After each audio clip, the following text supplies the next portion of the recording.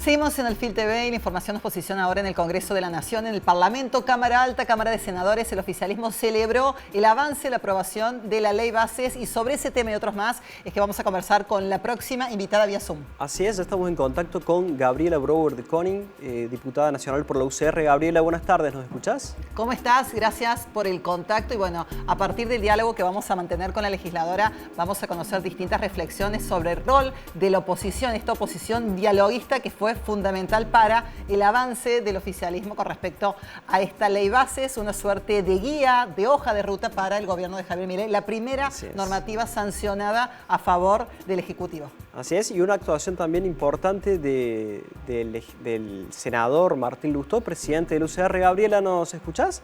Gracias por el contacto. Sí, ¿qué tal? ¿Cómo les va? Un gusto estar con ustedes. Te recibimos perfecto, Gabriela.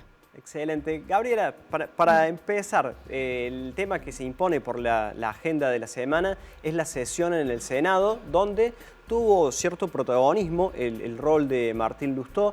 Él votó en contra, siendo el presidente de la UCR, su voto fue en contra cuando el resto de los senadores de la UCR respaldó el proyecto. ¿Cómo viste la posición y qué crees que implica puertas adentro de la UCR que haya una postura tan diferenciada entre su presidente y los gobernadores o los representantes de los gobernadores en la Cámara? Sí, bueno, la sesión de Senado, una sesión importante. El gobierno terminó logrando la sanción de la ley que tanto esperaba. Martín Lustó, en ese caso, fue clave para que la sesión funcionara. Él dio quórum y en ese sentido se pudo tener la sesión. Y esto no es un dato menor. El radicalismo fue clave para que Milei pudiera tener su ley. Ahora bien, nosotros estamos acostumbrados dentro del radicalismo que hay diversas opiniones, somos un partido federal que tiene diferentes necesidades, demandas, intereses a lo largo y a lo ancho del país, y eso muchas veces queda reflejado en los diferentes bloques. De hecho, en el bloque de diputados también hubo diferentes formas de votación de acuerdo a los diputados de dónde provenían. Martín, siendo presidente del partido, también él tiene una función en donde tiene un Congreso Nacional, tiene, por ejemplo, la Franja Morada, tiene, por ejemplo, la Juventud Radical Nacional, que están todos en contra de la ley. Entonces, en este sentido, creo que es respetable el hecho de pensar distinto, pero lo que yo sí rescato de Martín es que él tuvo una actitud constructiva. Él no fue por la oposición sola, sino que él presentó su propio dictamen, un dictamen muy estudiado, un dictamen que para él era una ley mejor, y la puso a consideración. Yo creo que eso tienen que hacer los legisladores, tienen que aportar, tienen que construir. En algunos temas coincidió, como coincidió el bloque en sí, en otros disintió, pero él fue muy claro con sus convicciones y con su trabajo, que es lo que los legisladores deben hacer. Y te vuelvo a repetir, en el bloque de diputados también tenemos la misma situación y es muy respetable y la comprendemos porque también pasa una realidad.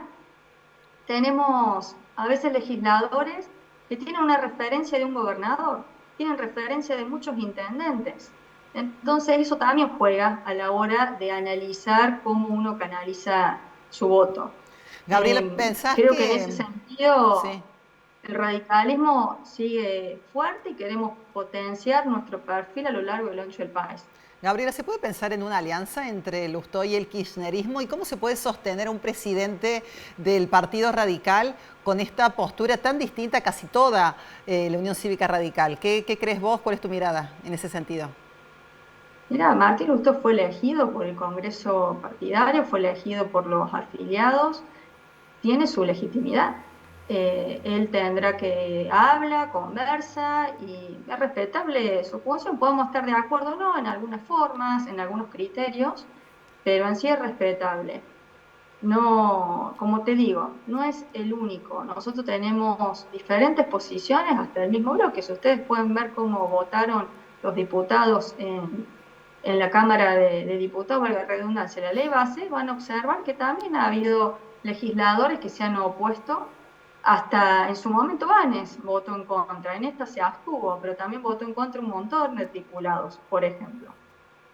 Gabriela, hay un sector del radicalismo que plantea que tal como salió la ley bases de senadores no se puede tocar allí en diputados. ¿Cuál es tu mirada al respecto? ¿Se debe considerar el proyecto original de diputados o el modificado en senadores? Bien, el procedimiento es que una vez que la Cámara Revisora modifica las leyes, ya sea las puede aceptar como está el texto en la Cámara original o bien revisar y modificar. Nosotros podemos insistir con nuestro texto inicial. Ahora, hay una situación que hay que analizar y por supuesto que estamos nosotros con constitucionalistas, estamos pidiendo asesoramiento porque hubo temas en la ley bases del Senado que ni siquiera fueron parte del texto, que se suprimieron, que fueron rechazados totalmente por la Cámara del Senado. Y en este sentido, la Constitución de nuestro país habla que las leyes deben ser aprobadas por ambas cámaras como principio fundamental. Ese es el sistema bicameral. Entonces hay dudas en este sentido que cuando una cámara rechaza, si la cámara de origen puede insistir con su texto original. Obviamente que esto lo estamos analizando y estaremos actuando en consecuencia en el bloque. Lo que sí te puedo decir es que todo lo que se haya acordado con el gobierno, obviamente que lo vamos a acompañar y vamos a analizar en el bloque cómo trabajamos algunos temas que hubo diferentes posturas. Gabriela, yendo a lo que son estrictamente modificaciones al texto que se llevaron adelante en la Cámara Alta, ¿cuáles son las principales y cuál es la postura del bloque radical en diputados respecto de ellas?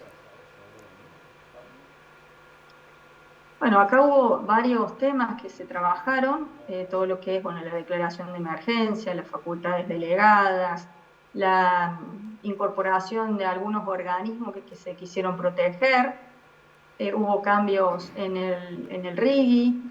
La verdad que hubo un trabajo también interesante y de aporte, que lo veo positivo, y que nosotros en ese sentido vamos a estar acompañando esas modificaciones. Es un tema que por supuesto es incipiente, estamos estudiándolo, estamos viendo las votaciones cómo fueron, porque también hay que analizar cómo fueron las mayorías, porque también eso va a incidir en cuanto a las mayorías que necesita la Cámara de Diputados para insistir o no en el texto original, y eso está por supuesto en un debate que tenemos que hacer en el interior de nuestro bloque. Pero en principio hemos visto con muy buenos ojos los aportes que se han realizado. En el caso del blanqueo, por ejemplo, incorporaron hasta más limitaciones.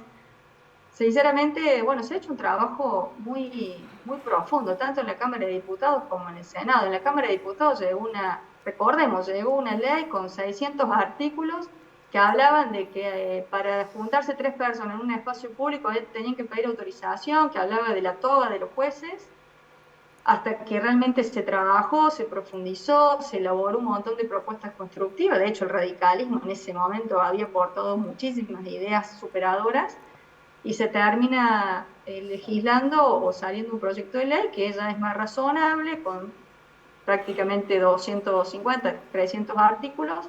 Bueno, y el Senado también hizo su aporte positivo. Por ende, yo lo veo muy productivo este proceso que se llevó adelante en la Cámara o en el Congreso Nacional. Gabriela, del Congreso te llevo hacia las próximas elecciones municipales en Río Cuarto, serán el próximo 23 de junio. En caso de que gane el candidato radical Parodi, ¿emerge de esta manera un competidor con respecto a Marcos Ferrer y la interna radical? ¿Qué crees? No, yo deseo que ganemos Río Cuarto, o sea, le deseo todos los éxitos, un excelente profesional, una excelente persona.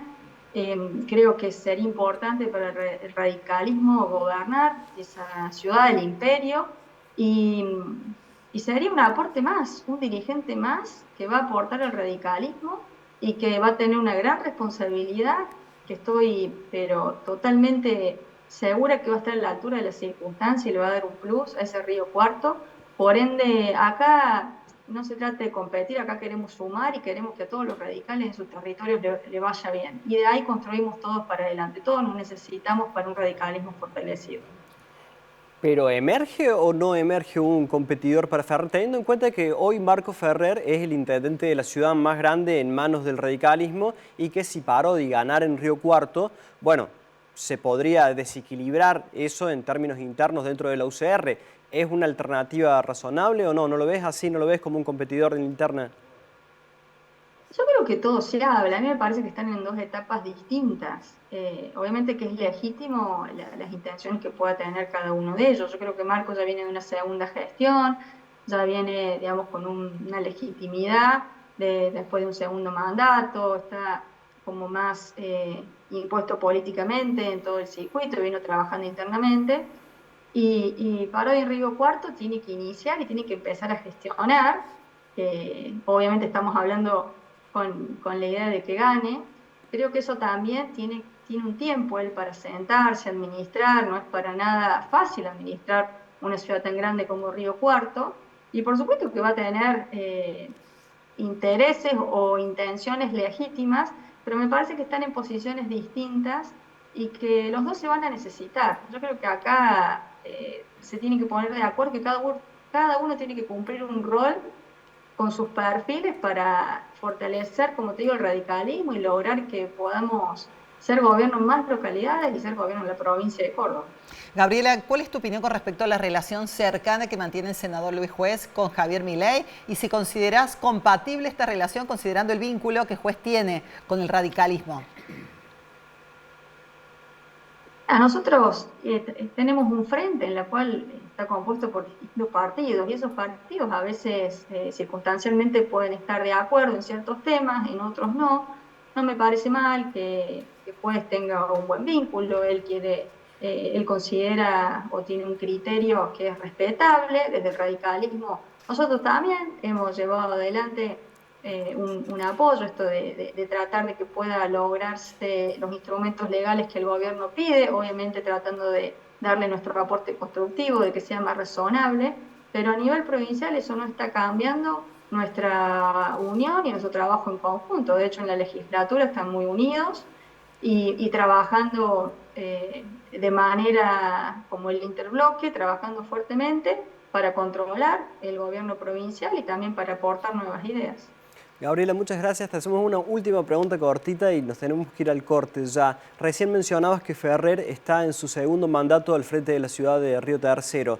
Vos también sos una referente de Río Tercero. ¿Te gustaría competir por la municipalidad o ves tu futuro político en una continuidad dentro de la Cámara de Diputados?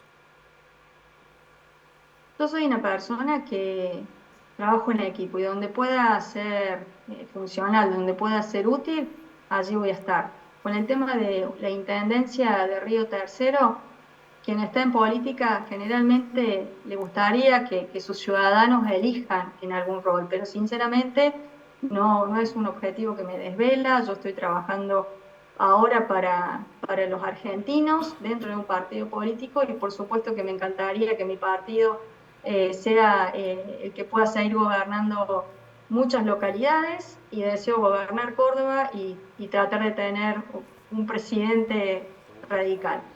En eso tenemos que trabajar y en eso me voy a sumar. Muchísimas gracias, Gabriela. Ha sido muy amable como siempre con este espacio. Gracias a ustedes, ha sido un gusto.